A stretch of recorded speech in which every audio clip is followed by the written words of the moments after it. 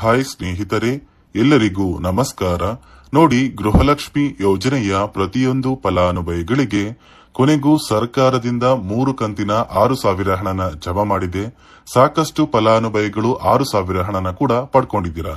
ಇಂದು ಶುಕ್ರವಾರ ಮಾರ್ಚ್ 7ರಂದು ಕರ್ನಾಟಕದ 27 ಜಿಲ್ಲೆಗಳ ಪ್ರತಿಯೊಂದು ಫಲಾನುಭವಿಗಳಿಗೆ ಸರ್ಕಾರ 3 ತಿಂಗಳ 6,000 ಹಣನ ಜಮಾ ಮಾಡ್ತಾ ಇದೆ. ಈ 6,000 ಹಣ ಸುಮಾರು 1 ಲಕ್ಷಕ್ಕಿಂತ ಅಧಿಕ ಫಲಾನುಭವಿಗಳಿಗೆ ಸರ್ಕಾರ ಕ್ಯಾನ್ಸಲ್ ಮಾಡಿದೆ. ಕಾರಣ ಏನು ಅಂದ್ರೆ, ಸರ್ಕಾರ ಜಾರಿಗೆ ತಂದಿರುವ 5 ನಿಯಮಗಳ ಆಧಾರದ ಮೇಲೆ ನಿಮ್ಮ ಬ್ಯಾಂಕ್ ಖಾತೆಗೆ ಹಣ ಜಮಾ ಆಗ್ತಾ ಇದೆ. ಬನ್ನಿ ಸ್ನೇಹಿತರೆ, ಆ ನಿಯಮಗಳು ಏನು ಮತ್ತು ಸರ್ಕಾರದಿಂದ ಯಾವ ಜಿಲ್ಲೆಗಳಿಗೆ ಹಣ ಜಮಾ ಆಗ್ತಾ ಇದೆ ಅಂತ ನಾನು ನಿಮಗೆ ತಿಳಿಸ್ಕೊಡ್ತಾ ಇದ್ದೀನಿ. ಅದಕ್ಕಿಂತ ಮೊದಲು ನೋಡಿ ಸ್ನೇಹಿತರೆ, ನೀವೇನಾದ್ರೂ ಇನ್ನೂ ಕೂಡ ನನ್ನ ಚಾನೆಲ್ನ ಸಬ್ಸ್ಕ್ರೈಬ್ ಆಗಿಲ್ಲ ಅಂದ್ರೆ ದಯವಿಟ್ಟು ಪ್ರತಿಯೊಬ್ಬರು ಚಾನೆಲ್ನ ಸಬ್ಸ್ಕ್ರೈಬ್ ಮಾಡ್ಕೊಳ್ಳಿ. ಹಾಗೆ ವಿಡಿಯೋಗೆ ಒಂದು ಲೈಕ್ ನ ಕೊಡಿ. ಹೌದು ಸ್ನೇಹಿತರೆ, ಗೃಹಲಕ್ಷ್ಮಿ ಯೋಜನೆಯ ಪ್ರತಿಯೊಂದು ಫಲಾನುಭವಿಗಳಿಗೆ ಕೊನೆಗೂ ಸರ್ಕಾರ 3 ತಿಂಗಳ 6,000 ಹಣನ ಜಮಾ ಮಾಡಿದ್ದು, ಸಾಕಷ್ಟು ಫಲಾನುಭವಿಗಳು ಈಗಾಗಲೇ 6,000 ಹಣನ ಪಡ್ಕೊಂಡಿದ್ದೀರಾ. ಕಳೆದ 3 ತಿಂಗಳಿಂದ ಈ 6,000 ಹಣಕ್ಕೆ ಸಾಕಷ್ಟು ಫಲಾನುಭವಿಗಳು ಕಾಯ್ತಾ ಇದ್ರಿ. ಕೊನೆಗೂ ಸರ್ಕಾರದಿಂದ ನಿಮ್ಮ ಬ್ಯಾಂಕ್ ಖಾತೆಗೆ 6,000 ಹಣನ ಇಂದು ಶುಕ್ರವಾರ ಮಾರ್ಚ್ 7ರಂದು 27 ಜಿಲ್ಲೆಗಳಿಗೆ ಸರ್ಕಾರ ಜಮಾ ಮಾಡ್ತಾ ಇದೆ. ಹೇಗೆ ನಿಮ್ಮ ಬ್ಯಾಂಕ್ ಖಾತೆಗೆ 6,000 ಹಣ ಜಮಾ ಆಗಲಿದೆ ಅಂತ ವಿತ್ ಪ್ರೂಫ್ ಮೂಲಕ ನಾನು ನಿಮಗೆ ಮಾಹಿತಿನ ಕೊಡ್ತಾ ಇದ್ದೀನಿ. ದಯವಿಟ್ಟು ಪ್ರತಿಯೊಬ್ಬರು ಈ ಒಂದು ಆಡಿಯೋನ ಕೇಳಿ. ಎಲ್ಲ ಗೃಹಲಕ್ಷ್ಮಿಗಳಿಗೆ ಇಷ್ಟೇ ಹೇಳಲಿಕ್ಕೆ ಬಯಸ್ತೇನೆ, ನಿಮ್ಮ ಕಾಳಜಿ ನಮಗಿದೆ. ನೀವು ಗೃಹಲಕ್ಷ್ಮಿ ಹಣ ಬರುತ್ತೆ ಅಂತ ತಿಂಗಳಿಗೆ ಏನೇನೋ ನೀವು ವಿಚಾರ ಮಾಡ್ಕೊಂಡಿದ್ರೆ ಅದು ನಿಮ್ ತಪ್ಪಲ್ಲ. ಸರ್ಕಾರ ವಾಗ್ದಾನ ಮಾಡಿದೆ. ಸಿದ್ದರಾಮಯ್ಯನವರು ಆಗಿರ್ಬೋದು, DK ಶಿವಕುಮಾರ್ ಅವರಾಗಿರ್ಬೋದು, ತಮಗೆ ಕೊಟ್ಟ ಭಾಷೆಯನ್ನ ನೆರವೇರಿಸಲಿಕ್ಕೆ ಸಾರಥಿ ತರ ನಾನು ಕೂಡ ನಿಂತ್ಕೊಂಡಿದ್ದೀನಿ. ಯಾವುದೇ ಕಾರಣಕ್ಕೂ ಚಿಂತೆ ಬೇಡ. ನಿಮಗೇನು 3 ತಿಂಗಳ ಹಣ ಬಂದಿಲ್ಲ, ಆ 3 ತಿಂಗಳ ಹಣವನ್ನ ಆದಷ್ಟು ಶೀಘ್ರದಲ್ಲಿ ತಮಗೆ ಹಾಕೊಡ್ತೀನಿ. ಕೇಳಿದ್ರಲ್ಲ ವೀಕ್ಷಕರೇ, ಸಚಿವೆ ಲಕ್ಷ್ಮೀ ಹೆಬ್ಬಾಳ್ಕರ್ ಅವರೇ ಕೊಟ್ಟಿರುವಂತಹ ಒಂದು ಮಾಹಿತಿಯ ಪ್ರಕಾರ ಶೀಘ್ರದಲ್ಲೇ ಅಂದ್ರೆ ನಿಮ್ಮ ಬ್ಯಾಂಕ್ ಖಾತೆಗೆ ಇಂದು ಶುಕ್ರವಾರದಿಂದ 3 ಕಂತಿನ 6,000 ಹಣನ ಸರ್ಕಾರ ಜಮಾ ಮಾಡ್ತಾ ಇದೆ. ಡಿಸೆಂಬರ್, ಜನವರಿ ಮತ್ತು ಫೆಬ್ರವರಿ ತಿಂಗಳ ಒಟ್ಟು 3 ತಿಂಗಳ 6,000 ಹಣ ಪ್ರತಿಯೊಂದು ಫಲಾನುಭವಿಗಳಿಗೆ ಜಮಾ ಆಗ್ತಾ ಇದೆ. ಈ 6,000 ಹಣನ ನೀವು ಪಡ್ಕೋಬೇಕು ಅಂದ್ರೆ ಸರ್ಕಾರ ಪ್ರತಿಯೊಂದು ಫಲಾನುಭವಿಗಳಿಗೆ 5 ಹೊಸ ನಿಯಮಗಳನ್ನ ಕೂಡ ಜಾರಿಗೆ ತಂದಿದೆ.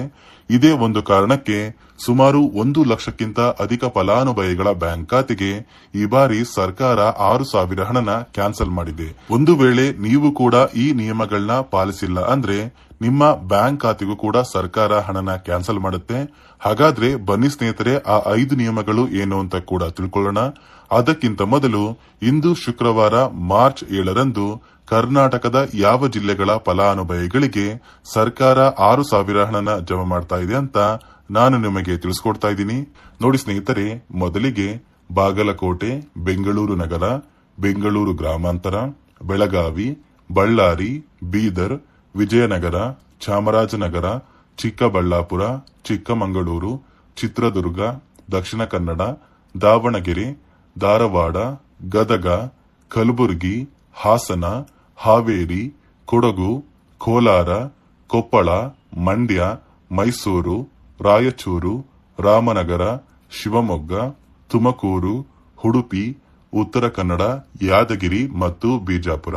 ಈ 27 ಜಿಲ್ಲೆಗಳ ಪ್ರತಿಯೊಂದು ಫಲಾನುಭವಿಗಳಿಗೆ ಸರ್ಕಾರ ಗೃಹಲಕ್ಷ್ಮಿ ಯೋಜನೆಯ ಡಿಸೆಂಬರ್, ಜನವರಿ ಮತ್ತು ಫೆಬ್ರವರಿ ತಿಂಗಳ ಒಟ್ಟು 3 ತಿಂಗಳ 6,000 ಹಣನ ನಿಮ್ಮ ಬ್ಯಾಂಕ್ ಖಾತೆಗೆ ಶುಕ್ರವಾರ ಮಾರ್ಚ್ 7ರಿಂದ ಸರ್ಕಾರ ಜಮಾ ಮಾಡ್ತಾ ಇದೆ. ಪ್ರತಿಯೊಂದು ಫಲಾನುಭವಿಗಳಿಗೆ ಮಾರ್ಚ್ 10ರಷ್ಟರಲ್ಲಿ ನಿಮ್ಮ ಬ್ಯಾಂಕ್ ಖಾತೆಗೆ 6,000 ಹಣನ ನಾವು ಜಮಾ ಮಾಡ್ತೀವಿ ಅಂತ ಸರ್ಕಾರ ಒಂದು ಭರವಸೆನ ಕೊಟ್ಟಿದೆ. ಅದೇ ರೀತಿ ಸುಮಾರು 1,23,000 ಫಲಾನುಭವಿಗಳ ಬ್ಯಾಂಕ್ ಖಾತೆಗೆ ಸರ್ಕಾರ ಈ ಬಾರಿ ಈ 6,000 ಹಣನ ಜಮಾ ಮಾಡ್ತಾ ಇಲ್ಲ.